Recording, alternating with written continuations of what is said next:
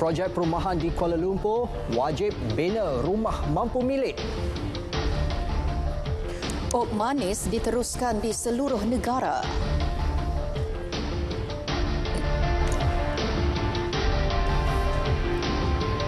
Yang di-Pertuan Agong Al-Sultan Abdullah Riayatuddin Al-Mustafa Billah Shah dan Raja Permaisuri Agong Tunku Hajah Azizah Aminah Maimunah Iskandariah berkenan mengucapkan selamat jalan kepada bakal jemaah Haji Malaysia yang akan berlepas ke Tanah Suci. Al-Sultan Abdullah bertitah Perhimpunan Haji Umat Islam di Tanah Suci mengajar jemaah bersabar, bertoleransi dan saling hormat menghormati sesama tetamu Allah yang lain. Perbezaan warna kulit, bahasa, bangsa dan kelainan jurang pangkat serta darjat bukan lagi jurang pemisah.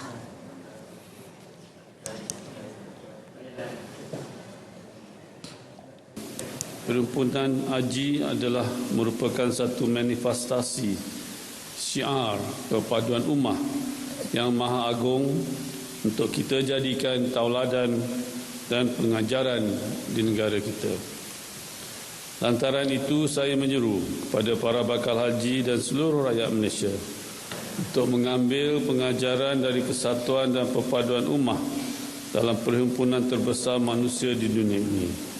Untuk sama-sama kita jadikan tauladan serta pedoman dalam membentuk semangat perpaduan dan ikatan ukhuwah di negara Malaysia yang kita cintai ini. Seri Paduka turut menzahirkan rasa sukacita terhadap kerajaan dan tabung haji TH yang sentiasa mengambil berat menjaga kebajikan serta keselesaan jemaah haji Malaysia. TH juga diseru terus mengambil langkah proaktif dalam menambah baik penyediaan perkhidmatan dan kemudahan infrastruktur. Penurunan kadar defisit fiskal yang terlalu mendadak akan menjejaskan ekonomi negara, terutamanya projek pembangunan, ini termasuk pendidikan, kesihatan dan prasarana desa. Jelas Perdana Menteri, defisit mesti diturunkan ke paras yang boleh diterima seperti yang diumum sebelum ini. Sasaran defisit fiskal Indonesia tahun 2021 asalnya pada 5.7 mencapai 4.6. Jadi dari segi itu dia lebih tegas dalam hal ini. Kita hanya menurunkan sejak tahun lalu, sejak belanjawan madani. Jadi ada hal-hal ini yang harus juga diambil kira. Tapi saya masih berpendapat penurunan kadar defisit tidak harus terlalu mendadak. Ia mesti turun sehingga ke paras yang dianggap boleh diterima seperti ini diumumkan, tetapi tidak boleh terlalu mendadak kerana ia... Perdana Menteri berkata kejatuhan kadar pertukaran ringgit yang dialami dalam tempoh terdekat sebahagian besarnya didorong oleh pengukuhan dalam dolar Amerika Syarikat. Namun ia tidak harus dijadikan pengukur kedudukan ekonomi negara. Ini pula mengenai pembinaan rumah mampu milik atau projek perumahan rakyat PPR. Perdana Menteri menjelaskan kerajaan telah memberi penekanan dengan mewajibkan rumah seumpama itu dalam semua projek perumahan yang diluluskan di Kuala Lumpur. Ketika ini sasaran untuk membina lebih banyak rumah mampu milik belum tercapai dan penetapan syarat perlu diubah bagi memastikan jumlah rumah berkenaan dapat ditingkatkan untuk keperluan rakyat yang tidak berkemampuan.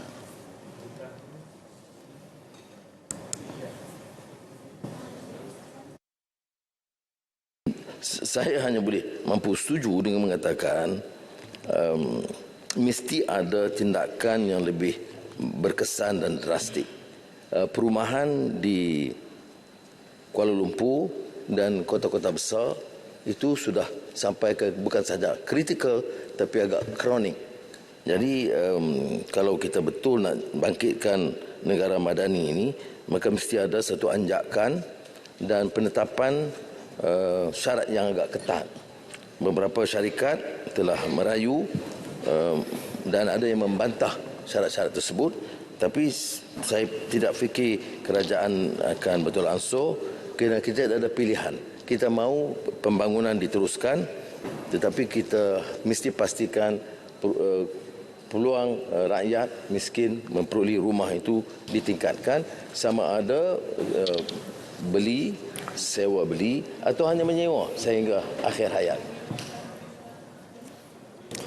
Dalam pada itu, pengurangan pemberian subsidi tidak menjejaskan semua lapisan rakyat kerana pengurangannya hanya membabitkan golongan T20, namun pada kadar yang minimum. Cuma bila Yang Berhormat sebut tentang pengurangan subsidi, saya kurang faham di mana yang kurang. Yang kurangnya itu untuk orang kaya. Kita kurangkan subsidi elektrik tidak untuk rakyat, untuk orang yang maha kaya. Rumah-rumah besar yang kaya saja, yang atas T20. Jadi mengapa kita nak jadikan isu ni isu politik? Tidak dikurangkan bagi majoriti rakyat. 90% rakyat itu tidak terkesan kerana tidak dinaikkan kadar elektrik. Macam subsidi haji, kita tak naikkan bagi rakyat. Yang dinaikkan itu untuk T20. Kamu dah kaya benar, takkan tabung haji nak subsidize untuk pergi ke Mekah? Perdana Menteri menyela tindakan segelintir pemimpin politik yang berterusan mengadakan kempen mendakwa kerajaan mengurangkan pemberian subsidi kepada semua lapisan masyarakat. Tuntutan Menteri Besar Kedah terhadap Pulau Pinang adalah tidak bertanggungjawab dan melanggar prinsip perlembagaan yang telah diperkenan Raja-Raja Melayu. Justru Datuk Seri Anwar menyerahkan kepada Peguam Negara untuk mengambil tindakan sesuai berhubung kenyataan Datuk Seri Muhammad Sanusi Mat Noor. Isu berkenaan jika dipanjangkan dikhawatiri akan memberi implikasi terhadap hubungan Malaysia dan negara berkaitan. Almarhum Badilli Shah lebih bijak, lebih prihatin dan faham tentang peruntukan undang-undang. Tidak seperti mana yang kita dengar sekarang. Dan dalam keputusan itu, akhirnya dimuktamadkan dalam perjanjian penubuhan Persekutuan Tanah Melayu, di mana Tuanku Sultan Badilli Shah telah perkenan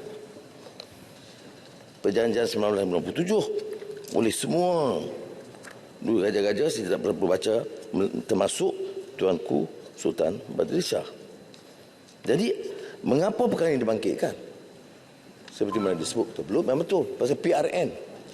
Apakah kerana nak gelojoh kuasa pilihan raya, kita korbankan prinsip perlembagaan dan timbulkan huru-hara? Usul perbahasan laporan Ketua Audit Negara merupakan antara usaha reformasi Kerajaan Madani. Menteri di Jabatan Perdana Menteri, Undang-Undang dan Reformasi Institusi, Datuk Seri Azalina Othman Said menegaskan ia dilaksanakan bagi meningkatkan kecekapan dan keberkesanan kualiti audit negara. Sebagai satu usaha reformasi dalam meningkatkan kecekapan, keberkesanan dan kualiti pengauditan, Kerajaan Madani hari ini selaras dengan perundangan yang sedia ada mengusulkan LKAN untuk dibahaskan secara terperinci di Dewan Rakyat supaya perhatian dan pengamatan yang mendalam oleh semua pihak dapat diberikan bagi mendukung kehendak undang-undang yang mewujudkan tadbir urus sektor awam yang lebih baik selain penelitian hanya di bawah PAC. Perbahasan ini juga memberi ruang dan peluang kepada semua ahli Dewan Rakyat mengambil bahagian dalam proses memastikan dana kerajaan digunakan secara berhemah demi kepentingan awam.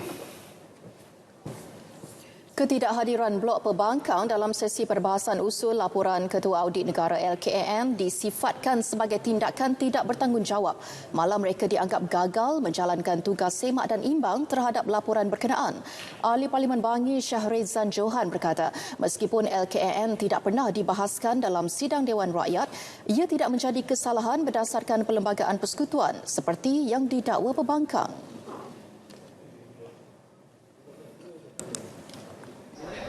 Ianya tidak bertentangan dengan apa yang dinyatakan dalam perlembagaan. Perlembagaan tak kata tak boleh bahas. Perlembagaan kata cuma perlu dibentangkan sahaja. Jadi kalau kita, kerajaan ini, nak mengambil satu langkah yang lebih iaitu untuk membahaskannya, sepatutnya pihak pembangkang menyokong perkara ini. Dan bukannya membuat apa yang seperti yang mereka lakukan pada hari ini, iaitu seperti memboikot atau tidak hadir dalam Dewan. 36. Terdahulu pada sidang Dewan Rakyat sesi pagi, Yang di-Pertua Dewan Rakyat Tan Sri Johari Abdul memutuskan usul berkenaan dibentang dan dibahaskan seperti yang tertera dalam aturan urusan mesyuarat. Ia bagi memperbaiki pengurusan keuangan negara selain menjelaskan peruntukan dana awam yang dibelanjakan. Ops manis yang tamat Ahad lalu diteruskan hingga hujung bulan ini di seluruh negara. Ops manis 2.0 bertujuan memastikan bekalan dan pengedaran gula terus stabil bagi kegunaan rakyat. Dan sebelum ini, Kementerian Perdagangan Dalam Negeri dan Kos Sara Hidup melancarkan Ops manis hanya melibatkan 4 negeri iaitu Kelantan, Terengganu, Pahang dan Kedah. Saya ingin memberikan amaran, kita tidak akan kompromi, kita tidak akan berteransur, kita akan mengambil tindakan tegas serta-merta sekiranya berlaku. Pertama, menjual gula petapis, kasar dan halus secara bersyarat dengan barangan lain serta termasuklah dengan gula jernih. Yang keduanya, menyorok bekalan. Yang ketiganya, menjual melebihi harga kawalan bagi gula putih bertapis, kasar dan halus. Bermula 3 Mei hingga 4 Jun, lebih 2,500 premis perniagaan diperiksa anggota penguatkuasa. 60 aduan berangkumi isu gula diterima.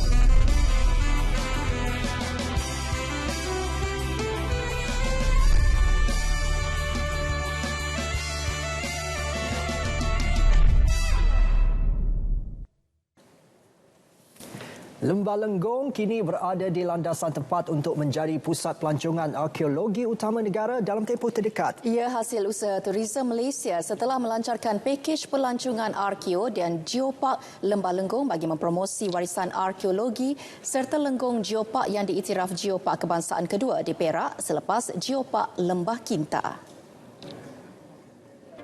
Sebanyak 48 pakej pelancongan dibangunkan dengan kerjasama 15 operator pelancongan di wilayah utara dan tengah.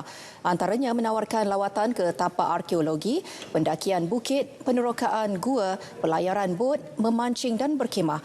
Menurut Pengarah Kanan Bahagian Domestik dan Acara Tourism Malaysia, Iskandar Mirza Muhammad Yusof, pengenalan pakej pelancongan yang pertama seumpama itu di negara ini bagi mempromosi Tahun Melawat Perak 2024.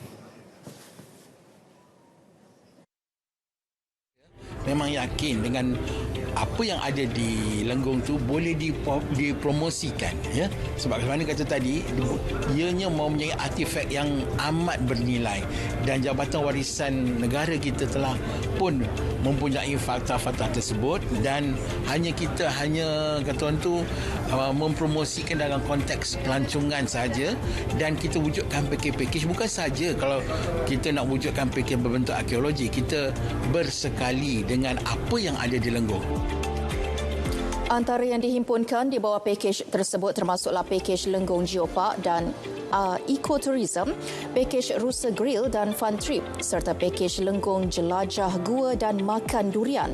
Kemasukan pelancong domestik serta antarabangsa dapat membangunkan ekonomi masyarakat setempat sekaligus merancangkan aktiviti pelancongan lestari. Kita di sini ada 2 aset yang besar iaitu UNESCO dan juga Geopark. Jadi rugilah kita tak utilize benda ni dan bila adanya pakej macam ni dia juga dapat merancangkan ekonomi tempatan lah dan saya panggil dia sustainable punya development dan tempat tu dia tak berubah, dia macam biasa saja tapi penduduk di situ dia dapat income tambahan dan juga dia tak perlu pun hijrah keluar.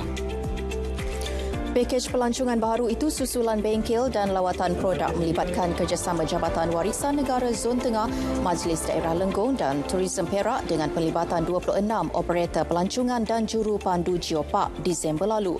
Potensi pelancongan didedahkan seperti Gua Kajang, Gua Teluk Kelawar, Bukit Sapi, Masjid Raja, Mata Air Telaga Biru dan Galeri Arkeologi Lembah Lenggong. Kita beralih kepada laporan Haji 1444 Hijrah. Antara perkhidmatan penting sepanjang operasi tabung haji TH di Tanah Suci adalah kaunseling untuk jemaah dan petugas haji. Ya, selain pencegahan awal berkaitan kesihatan mental serta psikologi, petugas juga mengadakan sesi lawatan silaturahim dari bilik ke bilik. Dari Mekah Al-Mukarramah, wartawan Anas Muhammad Nur ada perinciannya. Pengurus kaunseling Muhammad Hanif Napi memaklumkan penambahbaikan baharu diperkenal unit itu tahun ini adalah perkongsian informasi secara infografik menerusi aplikasi TH Hujaj. Antara isu yang sering dihadapi jemaah termasuk mengawal kemarahan, tips menguruskan kewangan dan tips komunikasi baik antara suami isteri. Turut diwujudkan sudut ventilasi. Ventilation corner ni walaupun ia ringkas tapi bagi jemaah haji yang boleh memanfaatkannya, di situ kita sediakan satu kertas warna yang mereka boleh melukis. Itu lebih pada terapi, drawing terapi lah. Di situ ada, dan juga kita sediakan ada stress ball. Alhamdulillah kita wujudkan ventilation corner itu pun di hadapan lift. Mungkin ada jemaah haji yang balik daripada masjid tu ada yang stres, dia boleh buat stress ball, aktiviti stress ball tu lah. Unit dianggotai 3 petugas TH dan 5 kaunselor Kementerian Kesihatan serta Jabatan Kebajikan Masyarakat turut menyediakan perkhidmatan talian kaunseling atau PEKA. Semasa operasi masyarakat nanti, program prihatin tetamu Ar-Rahman atau peneman akan dilaksana bagi membantu jemaah yang memerlukan bantuan, terutama individu berusia 70 tahun ke atas dan tidak mempunyai pengiring. Selain fizikal, aspek kesihatan mental juga dititikberatkan untuk para jemaah ini melakukan ibadah, seterusnya mendapat haji yang mabrur. Pelbagai usaha dijalankan tabung haji bagi membantu para jemaah ini melakukan persiapan menjelang hari di Arafah, Muzdalifah dan juga Mina. Anas Maknor, Mekah, RTM.